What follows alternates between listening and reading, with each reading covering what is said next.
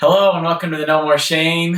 This is my good friend David Moya here with me today, and he's here to tell us about his story about his daughter.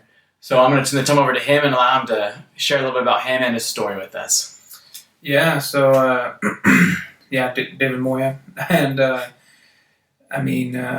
good friends with Dylan. We junior high. I think it was junior high. Was it choir that we met? I was actually just thinking about that last night. Yeah, choir class.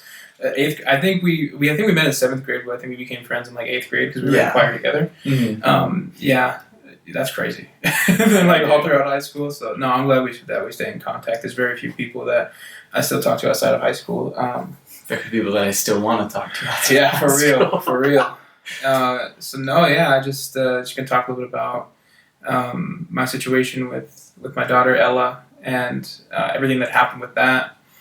So, man, I was 17 when Ella was born. So I was 16 when her mom got pregnant. Yeah. And being 16 and having a kid, man, that's scary. So I think the furthest memory back that I can think of. So me and her mom were together for a minute. I think we were together for close to a year, not exactly a year. Mm-hmm. And I think we were having a fight too.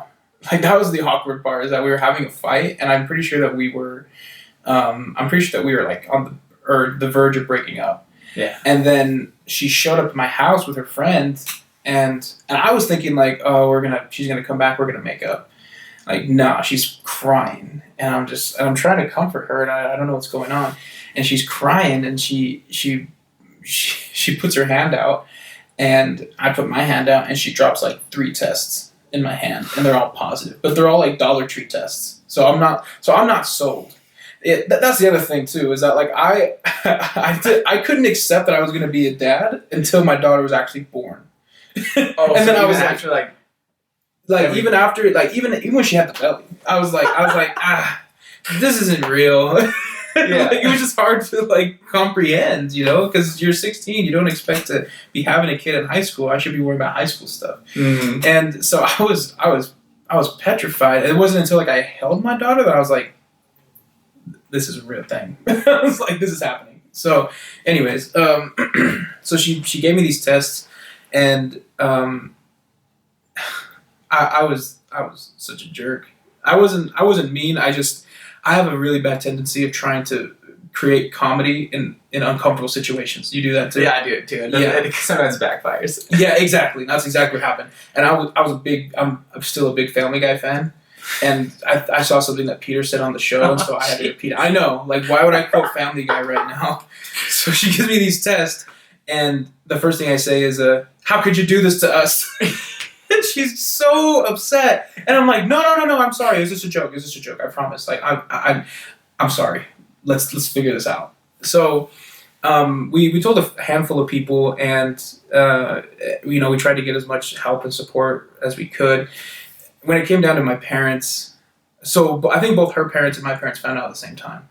Okay. Well, my mom at least, because my parents are separated, right? My parents are divorced. And so my dad lives in California, my mom was living here, and so I had to figure out sometime, some way. I avoided forever to not tell my dad, but I had to tell my mom. And man, I think, so the way that it happened was that we were keeping it a secret, me and her mom, me and my daughter's mom. We were keeping it a secret for as long as we could, because we just didn't know what was going to happen, especially because she was so young, we didn't even know if she might miscarry or something. We just didn't know what we were supposed to do and what was supposed to happen. So we were kind of waiting as long as we could to see what we could do or what was going to happen. So I think that her dad would get in her Facebook, and that's how he found out, because we were messaging each other about it. Aww. And and she was at my house, and she messaged him. He messaged her and is like, are you pregnant? And she's like, I gotta go. So her dad came and picked her up, and I think my mom just picked up on everything. I don't know if she heard something, but I think she just knew exactly what was happening. And so she called me into her room, and she's like, is she pregnant? I was like, yeah.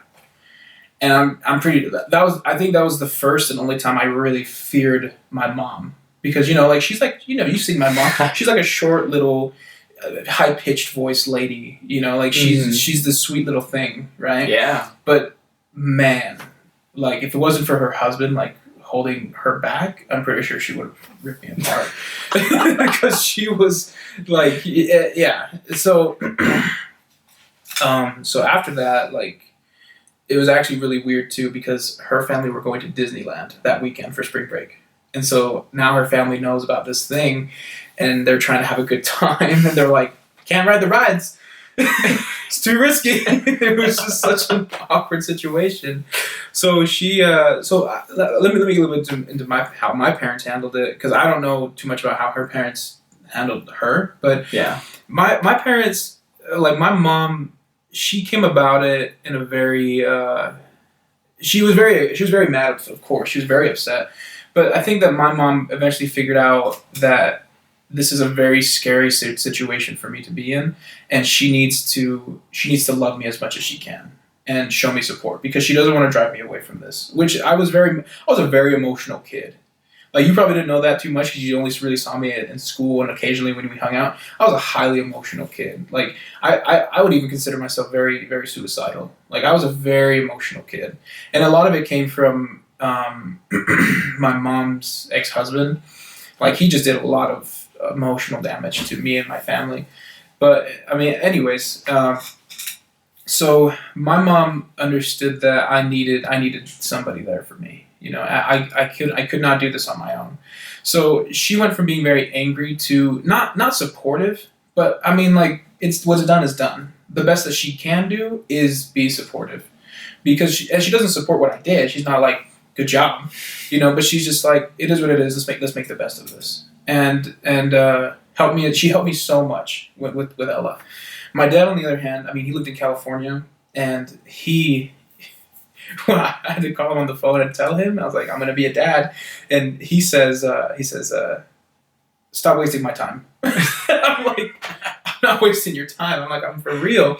And he's like, don't ever call me like this, telling me something like this again. Okay, you're wasting my time. And I was like, Papa, I'm serious. And he was silent, and I don't even remember what happened after that. I just remember just fear, terror, because I was always afraid of my dad. Because my dad he was a very firm hand. Let's just say that, overly firm hand in the house, and so a lot of things that happened.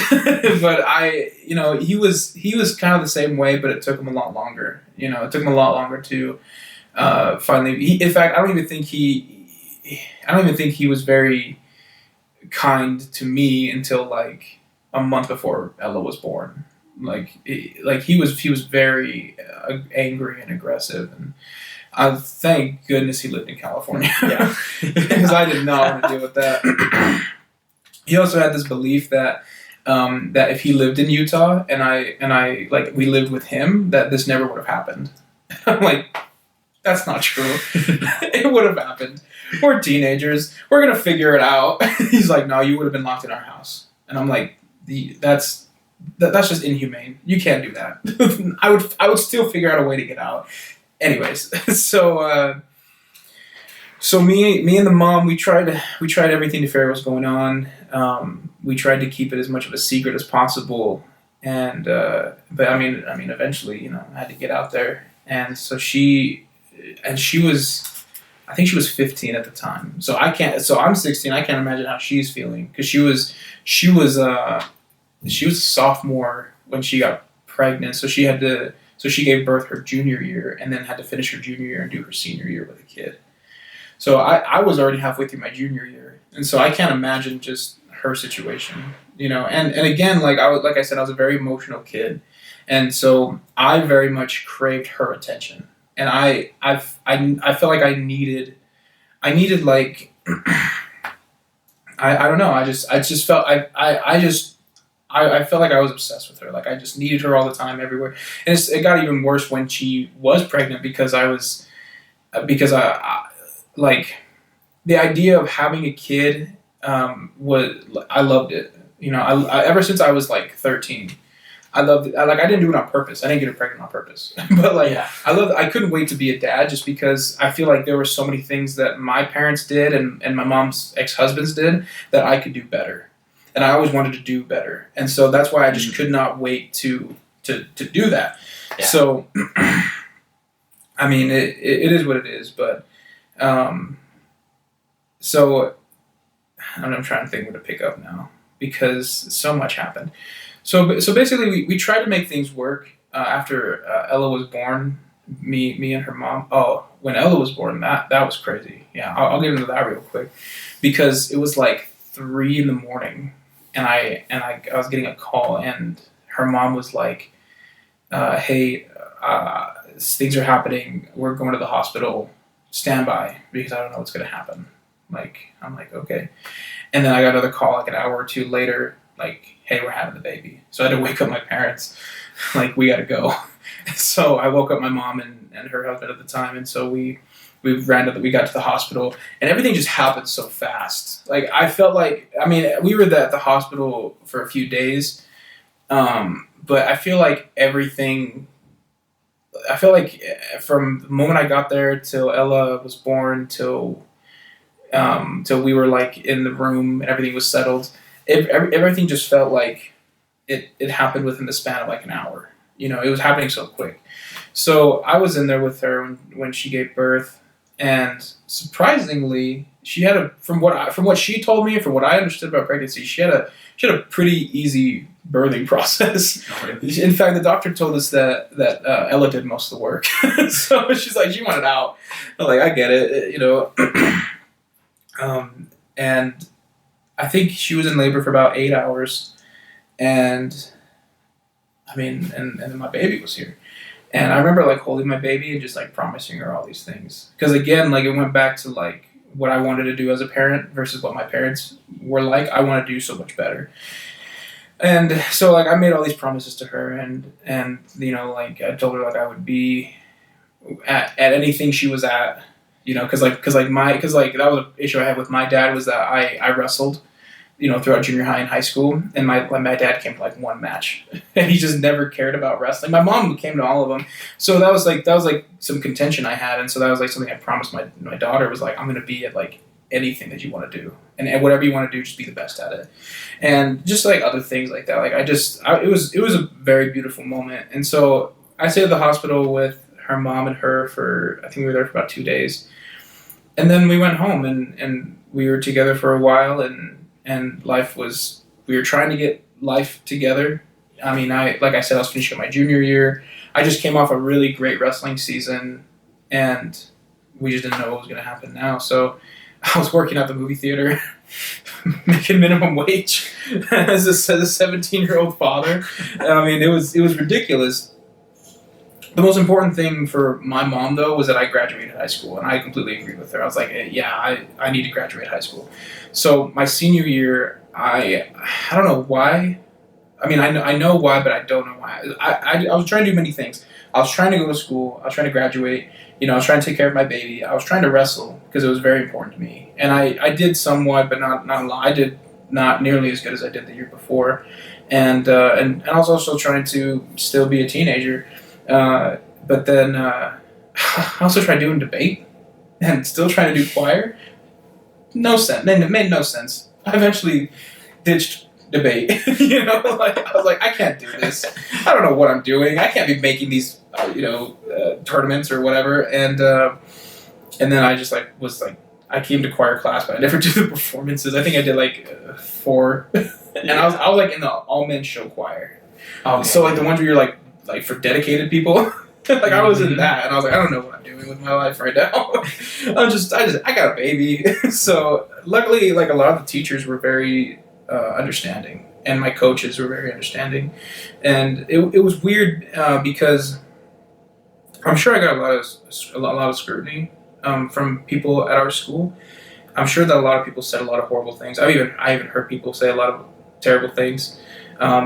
Any time that somebody tried, or I heard somebody badmouth her mom, though, we're not having that. I immediately shut that down because I'm like, you don't know what she's going through. You don't know what's happening. Like you don't know anything about the situation. Like I heard a girl in my English class like, oh, did you hear about so and so? Yeah, she's pregnant. Like, can you believe that? I just never thought she was that kind of person. I'm like, like what? What kind of person is she? I like called her out. I'm like, no, like don't say things like that because you don't know anything about the situation. I was always very defensive about them because in my point of view, that was my family, and no one was going to disrespect my family. So, me and her mom didn't work out. Like we tried for a little while. She eventually wanted to keep Ella from me. She made some accusations about me that were just false. Like I love my daughter, and I love my daughter so much today.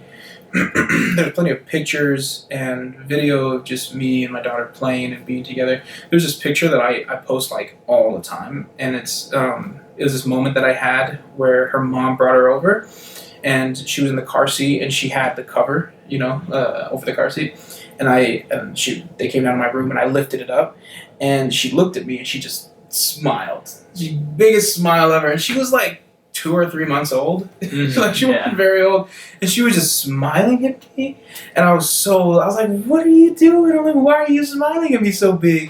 And so like I unbuckled her and I picked her up and I sat her down, and so she was like right here, and she just would not stop looking at me, and she would not stop smiling, and I was just like, this baby, this baby, man. So like we just had this connection. Like me and Ella were, I feel like me and Ella were super close, and we very much had a connection. And like I would go to pick her up because her mom was going to a school that offered that helped out pregnant teens, and so she was going to a school that actually offered like I think free daycare.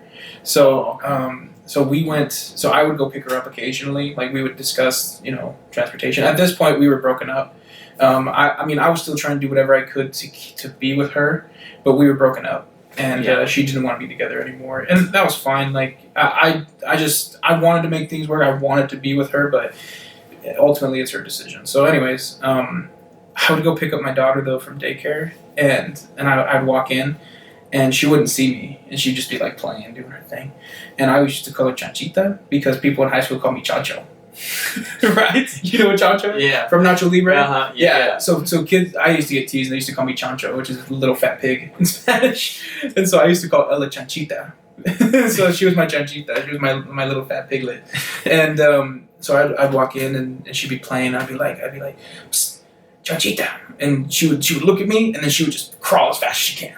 And she'd be like, so she'd go up to me, and I'd pick her up, and I'd hold her, and like we had a lot of moments like that. It was great. I tried to introduce her to wrestling and superheroes and all that stuff. Yeah. I loved teaching. I loved teaching her. Like I was teaching her how to like go up the stairs, crawl up the stairs.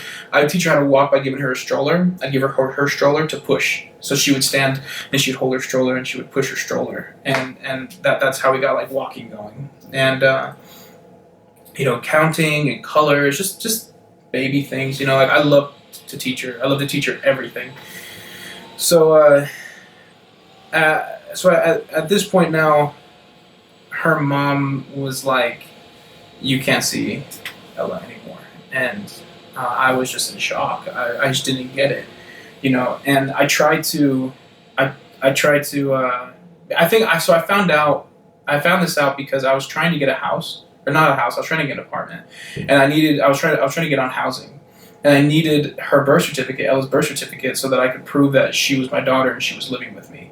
Or she would be living with me. So I went to her mom and I'm like, hey, I need a copy of Ella's birth certificate so that I can present it and try to get this housing going. And she's like, well, it's not going to do you any good. And I'm like, why not? She's like, well, because your name's not on it.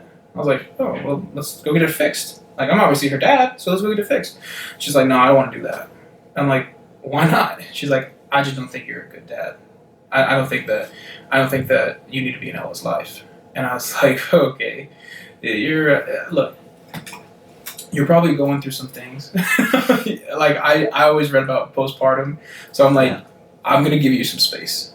Hold on to Ella. I'm gonna give you some space because I don't know how to deal with this right now. So I'm gonna let you guys do your thing for a little while. So I think it was for like maybe a month or two that I didn't see Ella. And then her mom wanted to start doing, like supervised visitation.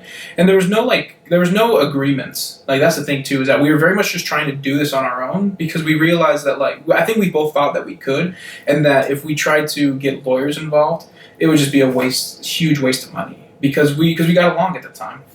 But eventually she was like, I don't want you around Ella. I don't think you're good for her. I feel like you're going to hurt her someday, which is, I didn't get because I wasn't a very aggressive person.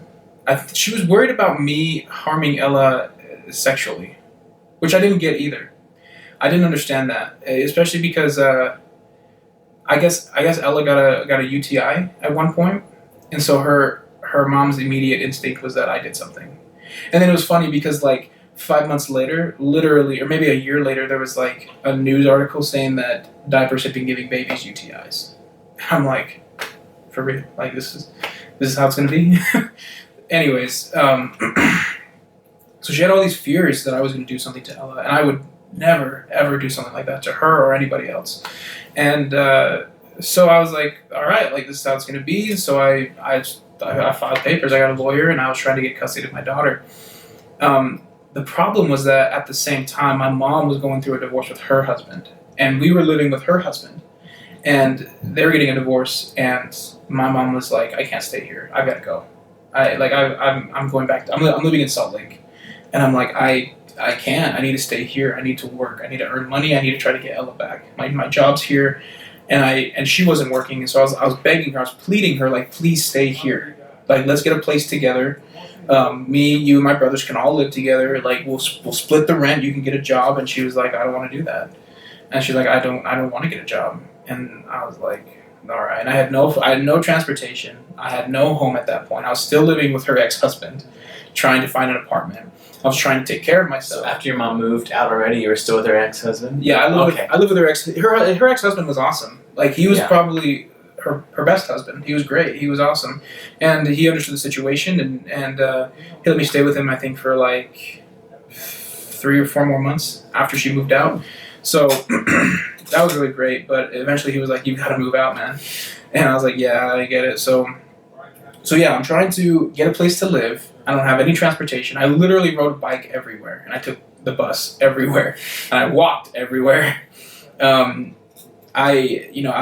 I was trying to take care of myself, basic necessities. I was trying to eat, luckily I worked at Chili's at the time. No, I did not work at Chili's at the time. I think I got that job later. But I was building awnings. That's what I was doing. I was building awnings, but then I eventually went to Chili's. And that helped out a lot because I got a free meal every day. So that helped out a lot. But I just hit rock bottom. Like, I had nothing. I was trying to pay for this lawyer. I had no money, like, I had no means to take care of Ella. Like, I had nothing. And her family, or the mom's family, are very wealthy people. And I never once was worried about Ella being with them because I know that they were good people and I know they were going to take care of Ella. Like, that's one thing I always knew was going to be okay, that they're going to take care of Ella. So I was never really worried about that, but I had no means to take care of Ella myself, and I knew that. So eventually they came up with the proposition to give full custody to the parents, to Ella's grandparents, to give custody of Ella to the grandparents. And I was like, yeah, let's do that. Let's do that. I wouldn't see her, but I was kind of like, if I can't have her, then her mom shouldn't have her. But I understand that Ella still needs a mom. And so I was hoping that it would work out fine like that. I was hoping that, like, the grandparents would get custody and then we could somehow figure something out. But they were like, no, we're not going to do that. So that didn't work out. And then I already signed my rights away. So I was just kind of screwed. and it all got manipulated because eventually her mom, my daughter's mom, got remarried, and then they actually took custody of Ella back. And so now she doesn't even have my last name. She has this guy's last name. So I understood that I got manipulated into the situation, and the whole situation was just got turned upside down. At that point, I was just like, I don't care anymore. Like I literally was just at the lowest. I became very cold. I was very emotionless. Thing that I wanted to do was coach wrestling and work. That's all I wanted to do. That's all I did. And it was when I was living with the ex-husband. He lived in Clinton, and I eventually started working at the Chili's in Layton, and I had no transportation, so I rode my bike.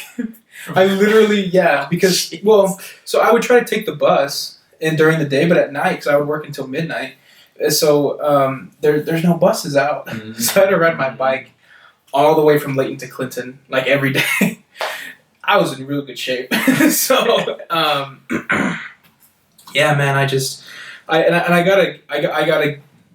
gotta say thank you to the people that helped me at that time, which is like my coaches. So they were my coaches at the beginning, and then they became my closest friends because we were coaching together, and they would let me stay with them. Like if we had tournaments and we had to go back to the tournament, instead of taking me all the way back to Clinton, I would just stay with them.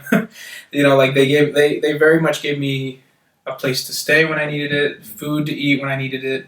Like anything I need, they were always there for me. And especially you remember Landon, my friend Landon? Yeah. I feel like that guy saved my life. Him and his whole family too. Like they did a lot for me, and he served his mission too. At the time that all this happened, but we would email each other every week, and it was funny because when he came back, he told me that when I told him the situation about what was going on with Ella, that he was like in a little, because he went to Guatemala, so he was like in a little cafe, like reading this, and he was like losing his mind. He was like so mad. He was like wanting to like destroy things, and his companion was like, "Hey, like it's cool. Like you're fine. You're good." And it affected a lot of people. Like my mom was an emotional wreck. She loved Ella so much, and she helped me so much to take care of Ella. So I was just at the lowest of the low, and I just didn't know what to do with my life anymore. Like I had no purpose. I was very cold. Like I said, like I used to cry a lot. Like I said, I was very emotional, and I stopped crying. Like I didn't cry for like 2 years. Like I never cried after I lost Ella, because I was like all my tears are gone. Like I got no more tears to give. So it wasn't until I met my wife Abby, and like I was dating, but I wasn't adamant about like being with somebody. But she just wouldn't leave me alone. she kept coming over and spending time with me, and I love that. I love that there was somebody that was investing their time into me, and they wanted to be with me, and I love that. And so I eventually got to the point where I was like, well, we're just friends right now. To like, no, I actually really like you, and I always tell her to this day. We always joke because she's like, man, you're a jerk. Because I was so cold, man. Like I had like no emotions. And she's like, but like I gave you a shot, and so I always tell her all the time, I'm like, thank you for like believing in me, because like the guy that I was then, like I wouldn't have wanted to be with that guy. So I always tell her like she defrosted me, because I was just cold, man, and she helped me out a lot, and so now that everything is said and done, the only things that I like to do. For Ella is her birthday's November 11th, so every year I'll take her present. Like I'll buy her something, I'll wrap it up, or I'll take a picture of me with it, because that's the other thing too, is that I want to show proof, and I want to show Ella that we were together, that me and her mom were together, and that I was involved in Ella's life, that we had a connection. I think her mom made a very terrible decision, because when we did break up, I'm sure you did this in high school too. You like hand each other letters. You write letters, fold them up, give them to your friend or somebody that you liked, right? Mm-hmm, yeah. We did that all the time. Like we meet each other in the middle of class. We give each other letters. So she kept all of her letters. I kept all of my letters. And then when we broke up, she gave me all those letters, and I still have all of those letters that I wrote her and that she wrote me, and I keep them. I've kept almost everything that her mom gave me or I gave her, because it's proof. I want to show Ella like me at one point, me and your mom did not hate each other. Like we loved each other, and you were not, like, you got to know that, like, you weren't born into a hateful relationship. We loved each other, but people change. So I'm very intent on keeping all that stuff for Ella. And I take pictures every year of me holding a gift, and then me, or not me, but a friend or my wife will drop off the gift at the family's house. And I have no intention of like trying to go after Ella. I have no intention of trying to make her family's life miserable. Like I very much keep distance between me and her family, and it's not because like I don't want Ella. I want Ella. If her mom came to me today and she's like, "Do you want to see your daughter?" I'd be like, "Yeah, let me see my daughter." But it's because like growing up, I grew up with parents that were separated, that were divorced, and they very much used me and my brothers as tactics against each other. You know, and I didn't want to put Ella in that situation. Like I think that was a struggle that me and my brothers had growing up, is that we struggled going between both parents. And and the thing is that like her mom thought that she's like, well, if you went through that, you don't want to put Ella through that. I was like, well, of course not, but it's completely different because I'm not trying to be hateful toward you. Like my parents are like hateful towards each other, and I'm like, I'm not trying to like we can do this differently. We can do this better. You know, like, we don't have to get lawyers involved. We don't have to fight. We don't have to do any of this. We can do this very civilly. So, anyways, yeah, back to where I am now. But I just keep a healthy distance. She's 7 now. I can't believe I have a 7-year-old, but she's 7 years old now, and I just want her to live her best life. Like she shouldn't be worrying about things like this. She shouldn't be worrying about her parents fighting or who said what or who did what to who. She should be worrying about kids stuff. She should be worrying about what she's gonna have for breakfast and what she's gonna have for lunch. Like she should be finger painting. You know what I mean? Like she shouldn't be worrying about these types of things. And I just want her to live her life. And if she ever decides to come and look for me, then I'm gonna be here with open arms because both me and my wife love her so much, and I'm always gonna be here with open arms for her. She's gonna have a family that misses her and loves her, and I can't wait to have babies with my wife. I can't wait to have more kids because she's just gonna have siblings that are gonna know all about her and know who she is, and they're gonna be ready to love her too. So you know, like if she ever sees this, then she needs to know that she has a family, a whole nother family that's waiting for her and ready to love her. And so I just can't wait for that moment. If she finds me before then that's great. But if she don't hate the mom either, like I don't hate my daughter's mom. Yeah. I understand. I understand a lot of things about what went on with that relationship. Like I said, I was a highly emotional kid, and she was dealing with a lot, and so I don't blame her why she left me. Like I don't. Like I understand, but I don't hate her. Like I wish the best for her. I wish the best for her husband. She just had her third child, so including Ella, she got married. She had a child, and then she had another child, and so now Ella has like 2 siblings. I think that's awesome. Like I think that's great.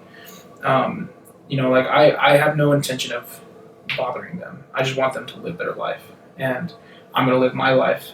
And when the day comes that I get to be with Ella again, then I will, and I'll do everything I can to help her then. So that's basically the gist of it. I'm in a much better place now. Like I work for JJS. I work with I call them JV criminals. You know, because there's the varsity team and then there's the JV team. Yeah. So I call them JV criminals. They're just, you know, they're kids with violent offenses, and I work with them, and I mean it's great. Like, I mean everything. Considering what I went through, I'm handling things a lot better. You know, Yeah. like I used to get really emotional every year around her birthday. It's not really like that anymore. You know, now I remember all the great times that I had with her because she, like, for the time, I think I had her until, she was with me until she was about 2. And then that's when her mom was like, you can't see her anymore. And, but man, like, yeah, we had so many good memories. And I don't think I ever really doubted that she was my kid, but there were some people, like after her mom was doing what she was doing that were like, are you sure? And I'm like, yeah, I'm pretty sure that's my kid. Like, she looks like me. And then there was one day where I was, we were spending time together, and I was, like, sitting on the couch, and she was playing, and I put on, like, Frozen, like, music or something like that. I was playing, like, Disney songs, and she wasn't really doing much. And then I put on and I was like, she's not really reacting to this. So I put on LL Cool J, Mama Said Knock You Out, and she was just dancing. And I was like, that's my kid. That's my baby. So like I was like, there's no doubt. Yeah. No, but right now, like I've seen pictures of her recently, and she looks so much like her mom. But when she was a baby, she looked just like me. Like she looked so much like me, and I'm sure that more of me will come out of her when she gets older. But yeah, I mean, I just can't wait for that day that that we meet again. So I cope with it fine, and I cope with it with a much better way than I did now. And again, I had like so many people supporting me and helping me. I had so many people that were there for me. You know, the coaches that I coached with, and Landon was a big help, and Abby, huge help, because she really defrosted me. But I actually kind of wanted to ask you, what was your perspective when we were in high school, when you heard about it, that I was gonna have a kid? Because I've heard like a few people's, but like even though we were friends, you were definitely part of a different friend group than I was most of the time. Yeah. You know what I'm saying? Mm-hmm. But like, I don't know what, and you could be honest with me, even if it's harsh. Like, I'm just curious what your guys' perspective. So, I don't know if you remember when I used to say this to you, and this goes back to the whole making jokes in situations like that. Yeah. I remember I used to sometimes be like, hey, Moya, Uh-huh. don't ever have sex, but if you do, make sure you have sex. I remember that, yeah. And somebody told me that the mom was pregnant, and I was like, man, after telling that kid so many times, he went ahead and like he didn't even listen to me. Yeah, and I remember that. who I told it to was like so like shocked and offended, like, that's how you're taking this. And I had to text him, was like listen, like honestly, like I really feel for him. That's got to be a huge shock, and like I can't believe it's happening to him. But like I used to say to him all the time, like I tried to help him. Yeah, I tried my best. Gosh, yeah, no, I mean, I remember that. And I remember that because before I met my daughter's mom, I was dating that girl for like 2 years, remember? Yeah. And I remember you saying that because we were dating for so long, and I was just like, man, like, stop, like, I don't even know. But like, yeah, no, I do remember you saying. Okay, so I know that you said in high school you talked about Ella's mom was kind of picked on, or Yeah.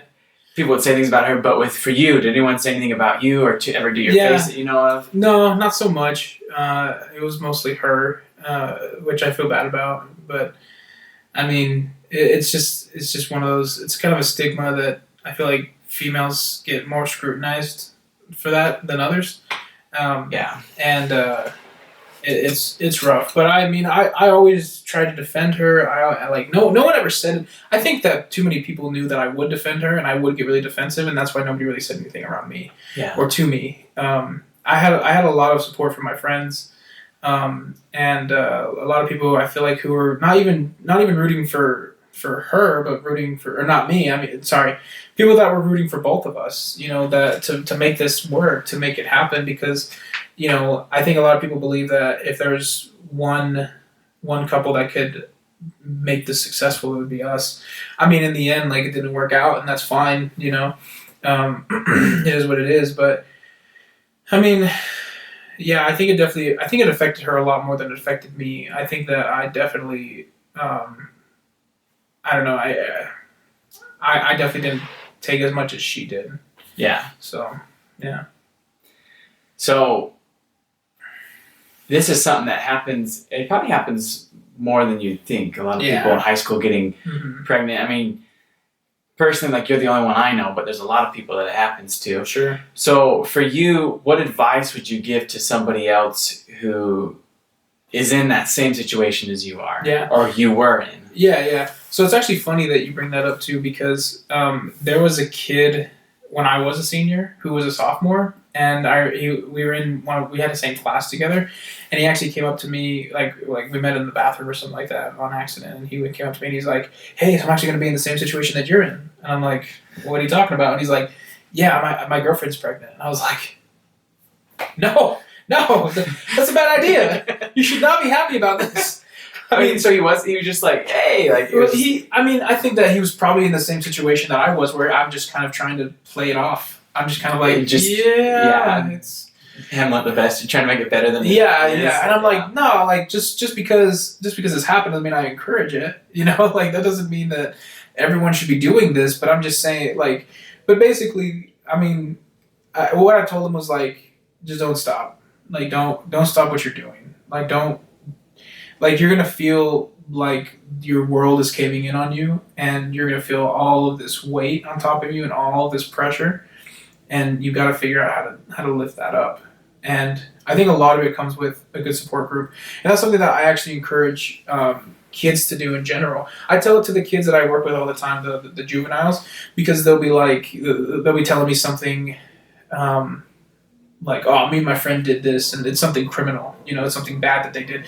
Like, oh, me and my friend did this, and it was awesome. And I was like, no, you need to pick better friends. You need to surround yourself with better people. And that's a big piece of advice. Is like, it's all about the people you surround yourself with. So for me, it was the coaches. You know, for me, it was Landon, and it was people like that.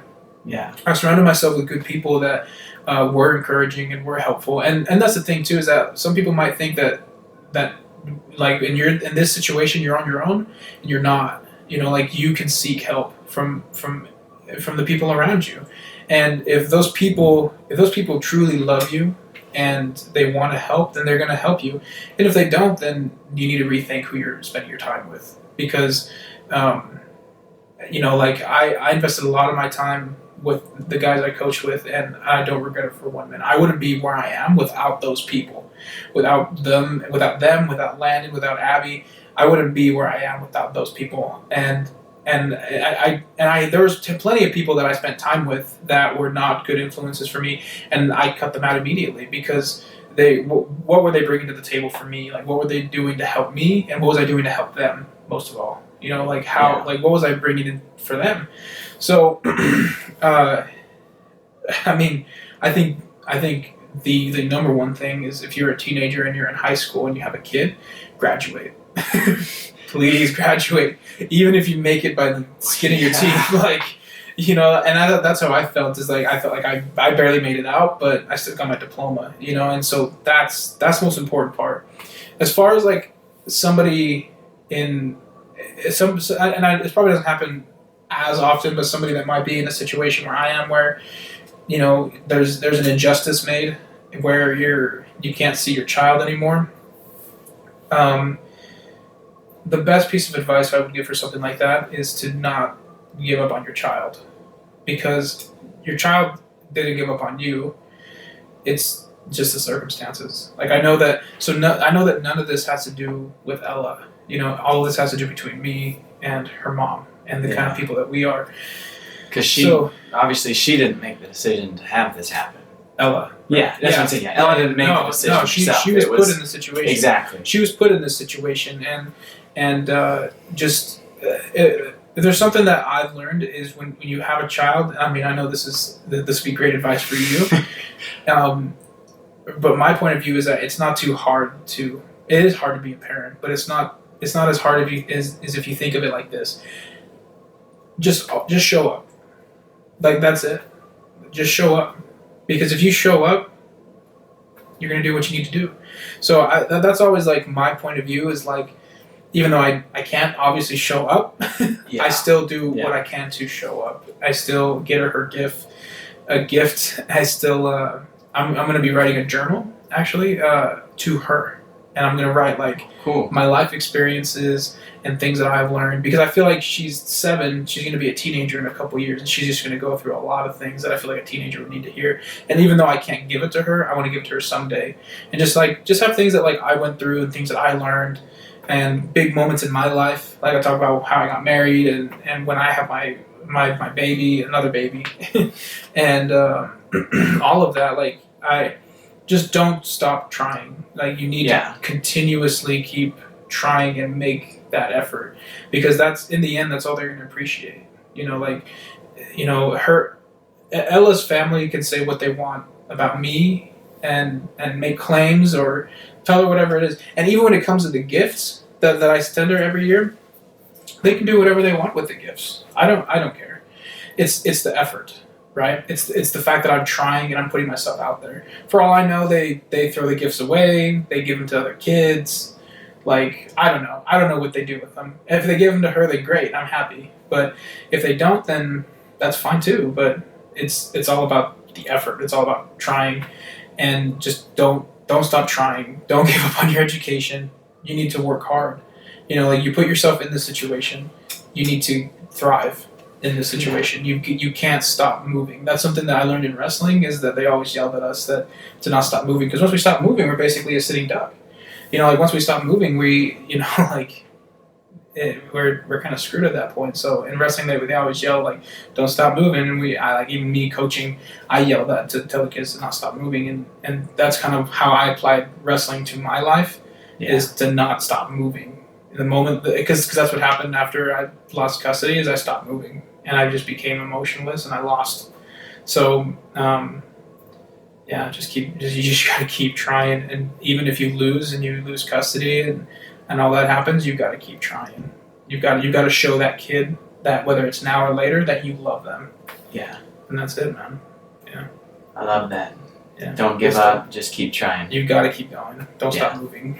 Especially when you have a kid right now. Yeah, it's coming. Yeah, you can't stop moving at all. You don't have a choice. Yeah.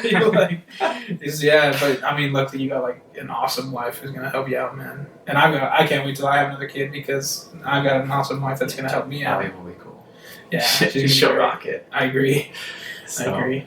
Well, hey, I appreciate you coming out and telling your story, Yeah, man. And it's been great to have you here, and I'm glad we were able to take time for this. So yeah, let's do it again. Of course. Yeah, for sure. Thanks for watching. If you haven't yet, subscribe at the bottom. If you have any questions for Moya, do you have, like, a way that they can, maybe, like, an Instagram or something? Yeah, you can always put, like my email in the comments. Okay. Or in the description. In the description. Yeah, you can put my email, or even they could just comment, and then you can let me know, and I'll let you know. Yeah, we'll attach his email, or if you want to just make a comment below, and he'll be able to reach back out to you. Sure. So take care, and we'll see y'all later.